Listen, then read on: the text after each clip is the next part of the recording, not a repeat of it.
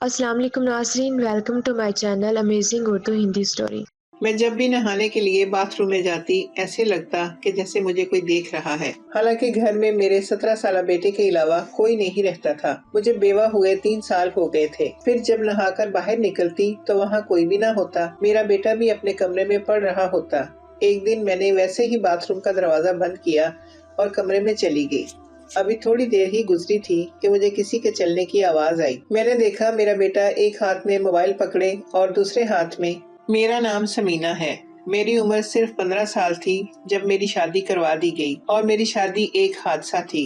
इस तरह कि मेरी बड़ी बहन की शादी थी और मैं अपनी बड़ी बहन की शादी के लिए बहुत खुश थी। हंसती खेलती नाचती फिर रही थी। मेरी बड़ी बहन बहुत उदास थी। शादी के वक्त वो हमारे घर से जाने किसके साथ भाग गई। तब हमें पता चला जब हमने देखा कि वो अपने कमरे में मौजूद नहीं है। वहाँ पर शोर मच गया कि दुल्हन तो भाग गई है, बेइज्जती हो जाएगी। लेकिन अभी ये बात बारातियों में नहीं फैली थी। मेरी बहन की सास ने तो शोर डाल दिया कि चलो वापस चलो। सब समझा रहे थे कि अगर आप लौट जाती हैं तो हम किसी को मुंह दिखाने के काबिल नहीं रहेंगे। मेरे बहनोई ने शायद पहले से ही मुझ पर नजर रखी हुई थी कि उसने कहा मुझे छोटी बहन का रिश्ता दे दें ताकि आपकी भी इज्जत रह जाए और हमारी भी। इसके बाद लोग जो भी बातें बनाएंगे कम से कम आपकी बेटी मेरे निकाह में तो आ जाएगी। फिर भी मेरी बड़ी बहन जाने क्या सोचकर घर से भागी थी, लेकिन उसने सबको बड़े अजाब में डाल दिया था। मेरा बहनोई शायद मुझे पसंद करता था, इसलिए इसने फौरन ये बात कर दी। उसकी अपनी माँ उसे रोक रही थी कि ऐसे मत करो, हमें इस घर से बिल्कुल रिश्ता नहीं जोड़ना।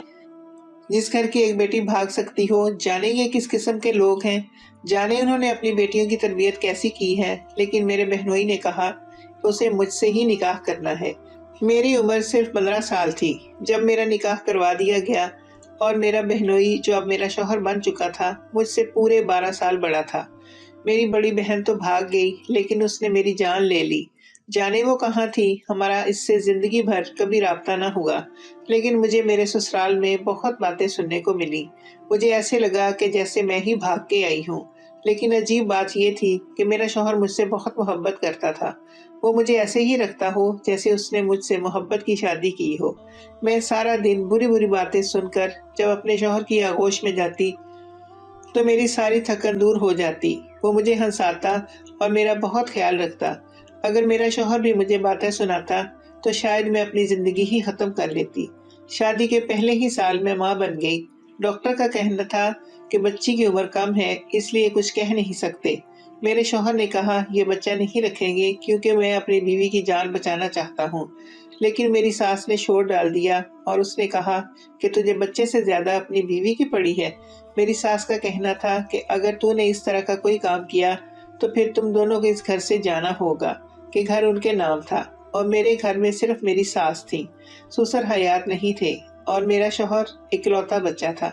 मेरा शौहर बहुत परेशान रहता। मेरी तबीयत भी 9 महीने बहुत ज्यादा खराब रही। ऐन वक्त पर जब मेरे शौहर से पूछा गया कि बीवी को बचाना है कि बच्चे को, तो उसने कहा मेरी बीवी को बचाएं। कि मेरी सास ने कहा कि बच्चे को बचाएंगे। पर डॉक्टर का कहना था जो लड़की का शौहर कहेगा वो ही होगा और इसी के दस्तखत भी होंगे। मेरे शौहर ने कहा कि बीवी को बचाएं, लेकिन मेरी जान भी बच गई और मेरा बेटा भी सही सलामत था। मैं घर आ गई। इसके बाद मेरे शौहर ने मेरा मजीद ख्याल रखा। 2 साल बाद मेरी सास इस दुनिया से चली गई। घर मेरे शौहर के नाम हो गया। मेरा बेटा इस वक्त 3 साल का था। अपने बेटे का नाम मैंने आमिर रखा था। मेरी सास के जाने के बाद मैं और मेरा शौहर घर में एक बहुत ही खूबसूरत जिंदगी गुजार रहे थे। लेकिन जाने हमारी खुशियों को किसकी नजर लग गई और 4 साल बाद मेरा शौहर एक हादसे में चल बसा। ये मेरी जिंदगी का सबसे बड़ा दुख था। मेरी औलाद इस वक्त 6 साल की थी। मैं बता नहीं सकती कि मैंने किस तरह इस दुख के साथ अपनी जिंदगी गुजारी। मैंने दोबारा कभी न शादी करने का फैसला किया। मैं 22 साल की उम्र में बेवा हो चुकी थी। अम्मी अब्बू ने कहा कि तुम अपना बेटा हमें दे दो, हम इसके माँ बाप बनकर इसको पाल लेंगे, तुम दूसरी शादी कर लो। लेकिन मैंने अपने शौहर से वादा किया था कि मैं अपने बेटे का बहुत ख्याल रखूंगी और मैं अपने शौहर के अलावा किसी और के बारे में सोचना भी नहीं चाहती थी। मेरे लिए ये बेवफाई के मुतरादिफ था और मैं अपने शौहर की यादों के साथ भी बेवफाई नहीं करना चाहती थी। وقت گزرنے لگا، پہلے میری امی اس دنیا سے رخصت ہو گئیں اور اس کے بعد میرے والد صاحب بھی۔ زندگی نے مجھے بہت غم دیے، لیکن کوئی مرتا نہیں کسی کے پیچھے۔ میرے ماں باپ کی جائیداد اور گھر بھی میرے حصے میں آ گیا۔ ان کے پاس زیادہ کچھ نہیں تھا، لیکن جو کچھ بھی تھا وہ سب میرا ہو گیا، کیونکہ ہمارا کوئی بھائی نہیں تھا، اور میری بڑی بہن تو جب سے گھر سے بھاگی تھی کسی کو پتہ ہی نہیں تھا کہ وہ کہاں ہے۔ میری امی کہا کرتی تھی کہ جانے کہاں ہوگی، پتہ نہیں زندہ بھی ہوگی یا نہیں۔ گھر سے بھاگ جانے والی لڑکیوں کے ساتھ زمانہ بہت برا سلوک کرتا ہے۔ اگر وہ کسی بیٹی کی ماں بن جائے تو اس کی بیٹی کی زندگی برباد ہو جاتی ہے۔ سب یہی کہتے ہیں کہ تمہاری ماں تو گھر سے بھاگ کر آئی تھی۔ میری ماں اکثر میری بہن کے لیے دعا ہی کرتی، لیکن میں نے اپنے والد صاحب کی زبان سے کبھی اس کا نام تک نہیں سنا تھا۔ میں نے اپنے گھر والوں کی عزت بچائی تھی، اس لیے میں ان کی لاڈلی بیٹی تھی۔ وقت گزر گیا، میرا بیٹا 17 سال کا ہو گیا۔ گھر میں صرف میں اور میرا بیٹا ہی رہتے تھے۔